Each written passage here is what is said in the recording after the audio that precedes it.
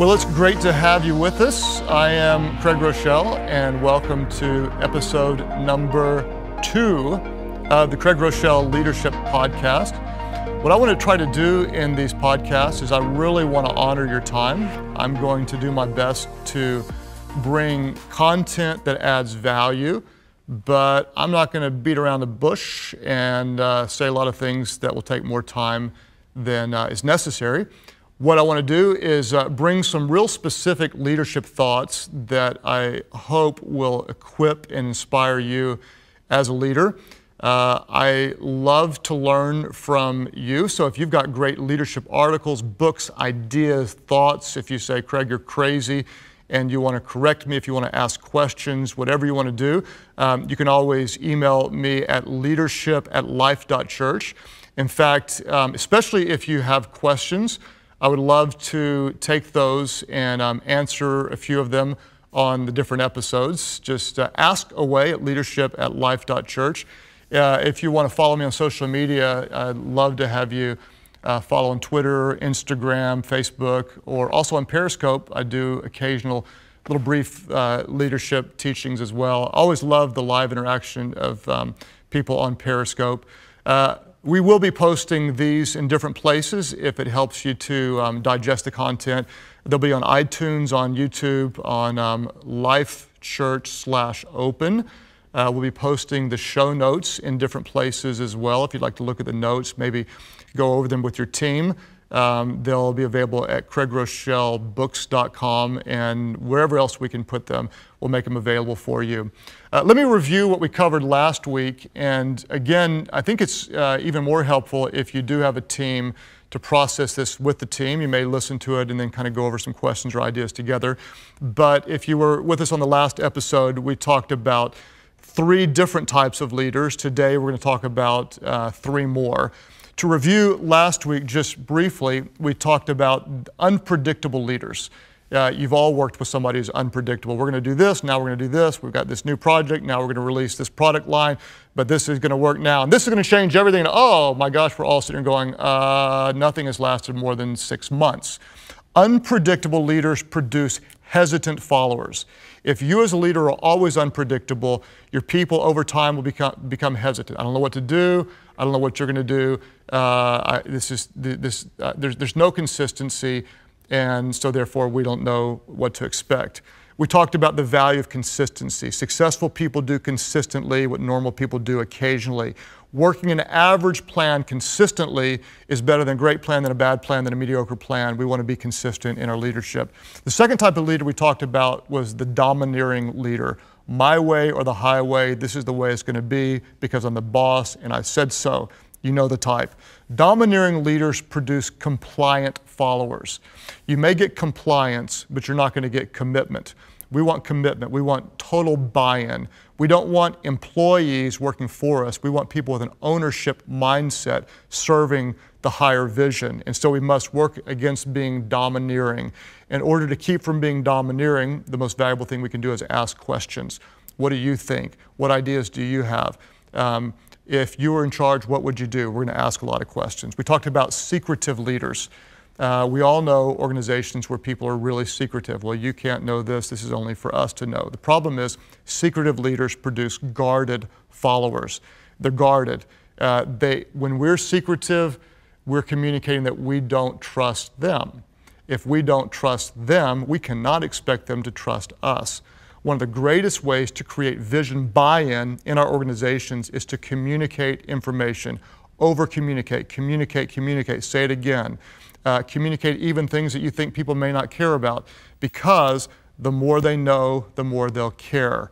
One of the greatest ways to create ownership in an organization is to communicate as much information as you can. You don't have to even know everything. Like, you can say, we're not even sure what to do about this, but here's the issues we're facing, here's the decisions we're trying to make, and suddenly you're creating some ownership and buy-in. Today, I want to talk about 3 different types of leaders, and the last one might be a little bit of a twist to what you expect to see coming. I want to talk about passive leaders, which we know is very frustrating if you've ever served a passive leader. I want to talk about number 5, healthy leaders. And then number 6, I want to talk about empowering leaders. Passive, healthy, and empowering. Let's talk about the fourth type for a moment, passive leaders. If you've worked for a passive leader, you know there are a few things that are more frustrating than working for someone who's passive. What does a passive leader produce? A passive leader produces disengaged followers. A passive leader produces disengaged followers. What happens with a passive leader? He or she might know about some issue, a challenge, a problem, but he or she doesn't do anything about it. So what's going on? Well, revenue might be down and the leader just doesn't even mention it. Or team morale might be flat, or worse yet, it might be very unhealthy. And so the leader just ignores it or doesn't even seem to notice. Everyone else going, there's a problem, but the passive leader doesn't even acknowledge the problem exists, much less try to do anything about the problem. Team members may be at each other's throats. Have you ever been a part of that? Well, he said, she said, and they did, and it was my idea, and blah, blah, blah, blah, blah, blah, blah. The passive leader just doesn't address it. Just kind of stands by the wayside and just kind of says, I hope this thing gets better. I hope they work it out. That's what a passive leader tends to do. The challenge is this: if you're a passive leader, if you're just hoping things get better, if you are conflict avoidant, if you don't work and dive into problems, when a leader doesn't address the problem is no longer the problem. The problem becomes the leader. Let me say it again. When a leader does not address the problem, the real problem is no longer that problem. The real problem is the leader. When you have a passive leader, here's what people think. Well, if my leader doesn't care enough to get involved in this, why should I? And they become disengaged. That's why passive leaders produce disengaged followers. If you find yourself being more passive right now, it might be because you're discouraged, might be because you feel overwhelmed, might be because you feel slightly helpless, might be because you don't know what to do. I'm going to tell you right now, you are the leader and you are the one capable of making changes. If you were not supposed to be the leader, I believe you'd be replaced as a leader. If you are the leader, it is your job. You are there because you are capable. You can make the changes. It's okay to admit, I don't know what to do. It's okay to admit, I'm not even sure what step to take next. Acknowledging the problem is the first step to overcoming passivity. Acknowledge, hey, there's an issue, there's a problem, start there. If you acknowledge the problem, people are more likely to respect. At least you know there is a problem even before you have a solution. And then I would just say, do something. When there's a problem, do something. Doing nothing is worse than doing something. Again, do any kind of plan. Start working a plan. Once there's forward momentum, it's easier to adjust a moving car than it is one that's sitting still. An average plan is better than no plan. Engage or your staff will not. If you find yourself right now being more passive, engage, engage, engage. Even acknowledge there's a problem. You don't have to have the solution, but acknowledging it at least will let your team know that you care, because if you're passive, you're going to have a very disengaged organization, and over time, you will never succeed. Let's transition from the negative. We've talked about 4 negative types of leaders: unpredictable, domineering, secretive, and passive. Let's talk about healthy leaders. And this is really matters. When you serve a healthy leader, the organization gets better. There's forward movement. You've got financial growth. Your products succeed. Your ministry grows. Your nonprofit reaches people. It makes a difference. And the healthy leader is going to be the opposite of the 4 we talked about before. Instead of being unpredictable, the healthy leader is predictable. He or she has a plan. They have a vision. They have direction. They're constantly working on the culture. They're aligning values with the direction of the organization. There is alignment between the mission and what we're doing. Our actions line up with what we say that we believe. Instead of being unpredictable, the healthy leader has a plan, has a direction, has a vision. Instead of being domineering, the healthy leader listens. The healthy leader collaborates. The healthy leader has vision buy-in from those around him or her. The healthy leader says, what do you think? Hey, your opinion matters. Man, the healthy leader gives credit. The domineering leader wants to always take credit. The healthy leader listens, collaborates, and creates an ownership mindset in those that are serving on the team. The secretive leader never works, but a healthy leader is not secretive. A healthy leader is transparent. A healthy leader trusts. A healthy leader extends trust, but never demands trust. And a healthy leader is trustworthy, meaning I'm going to do what I say I'm going to do. An unhealthy leader is passive. A healthy leader is active. A healthy leader knows the mission. A healthy leader is engaged. Again, a healthy leader doesn't have to know all the right answers, but at least they're acknowledging the right problems, okay? A healthy leader is engaged. A healthy leader produces faithful followers. And I will follow a healthy leader, and so will you. The more healthy you become, the more healthy your organization will become. That's why it's so important to take care of yourself. In fact, we'll probably do a future podcast on how do we stay healthy as a leader. How do we increase in our health as a leader? Because if someone is healthy, I'll give my best for that person. I'll sacrifice. I want to help them succeed. I want the organization to succeed. And if they're healthy as a leader, I'm more likely to be healthy as a follower. They don't have to be perfect, but I need to believe in them, and then I'll believe in the mission. Healthy leaders produce faithful followers. Now, we can stop right there, right? That's our goal, to be healthy leaders. I want to take a different category and say there's a step beyond a healthy leader, and that is what I would call an empowering leader, okay? An empowering leader. Now, what does a healthy leader produce? A healthy leader produces faithful followers. Emphasis on followers. Let me say it again. A healthy leader produces faithful followers. An empowering leader, though, produces other great leaders. And this is the key. Okay? This may seem small, but this is not small. Our goal is not to produce healthy followers. A leader's goal is to produce great leaders. Okay? What does an empowering leader do? An empowering leader does everything that a healthy leader does. We plan, we listen, we serve, we're transparent, we're active, we're healthy. But this leader is not just about the leader. This leader is not just about the organization. This leader is all about the people in the organization. And an empowering leader's goal is to give responsibility away. What I want to do as an empowering leader is I want to empower others to do more than I can do.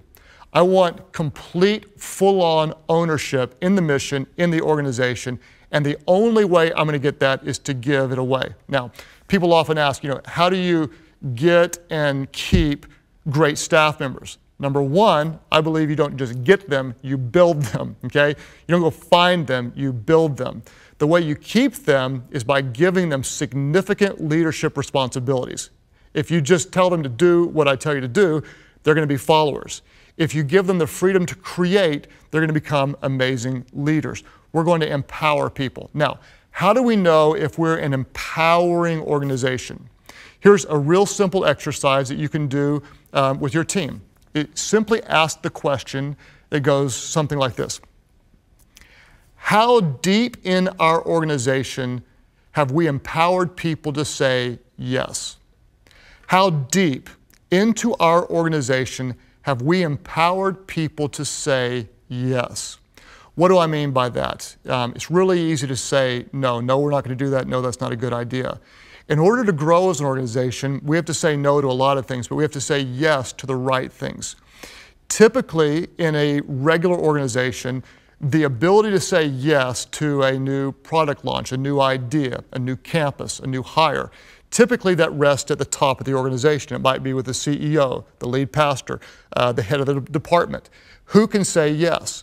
In an empowering organization, an empowering leader pushes the ability to say yes deep into the organization. So not mid-level management, not even a step down below that, but those on the front line feel like they have the freedom to make decisions. We're empowered to please the customer. We're empowered to make change. We're empowered to make decisions. Ask yourself, how deep into your organization are people empowered to say yes? That will give you some insight into if you're an empowering leader or not. If very few people can say yes, at best, you're a healthy leader. More likely, you're unpredictable, domineering, secretive, or passive. If you have not empowered people deep into your organization to make decisions, to create change, to implement new ideas, to say yes, then you are not an empowering leader. The good news is, guess what? We all have an opportunity to grow and improve. Empowering leaders aren't trying to produce great followers. Empowering leaders are trying to produce great leaders. Remember that. Your role is not to create followers. Your role is to create leaders. So let's review and wrap this up. Unpredictable leaders produce hesitant followers. Domineering leaders produce compliant followers. Secretive leaders produce guarded followers. Passive leaders produce disengaged followers. If they don't care, why do I care? Healthy leaders produce faithful followers, but bing, bing, bing. Here's the key. Empowering leaders produce other great leaders. Now, how do we do that? How do we become an empowering leader? Very, very simply, just a few thoughts. I want to encourage you to lead yourself first. Lead yourself first. So often people want to become a leader of others before they become a leader of themselves. Wherever you are, what disciplines are lacking in your life? How do you need to grow as a leader? What can you do to become sharper? Lead yourself first. Then you lead others. You lead others. You lead others. Then you lead yourself first, you lead others, and then what do? Then you lead leaders. You're not just leading people, but you're leading leaders. So, we're done, right? I know how to lead myself. Okay, now, whoa, man, now I know how to lead other people. Now I know how to lead leaders. No, there's another step. Then you lead teams of leaders leading teams of leaders. That's what you do. How can a church that's all about people meet in 24 different locations in 7 states? Okay? I had to first start one location with 40 people, lead myself. Then I had to learn to lead other people, lead other people. It took time. It took probably 5 years for me to learn to develop other people, lead other people. Then I had to learn to lead leaders. Oh my gosh, I've got to let them do things I can't do. I've got to give them authority. I've got to delegate like crazy. I've got to trust them.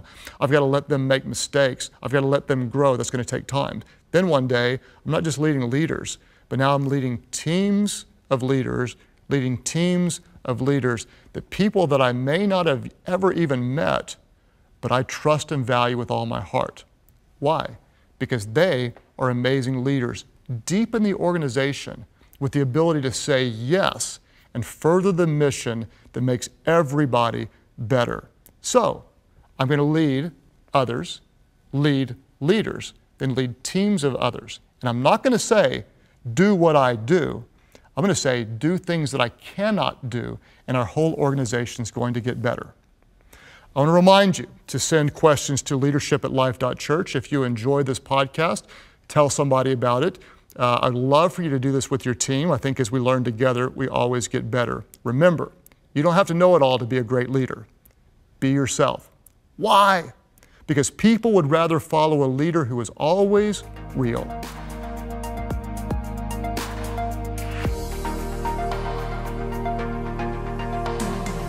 Thanks for joining us today on the Craig Groeschel Leadership Podcast. I hope that you will subscribe so you can be notified as soon as that next episode is made available coming up on February 4th. And if you'd like to get your hands on those resources or any of the materials that Craig mentioned, you can find all of that at Life.Church/leadership podcast. I know that there are many of you that have topics or questions that you would love to hear Craig address personally.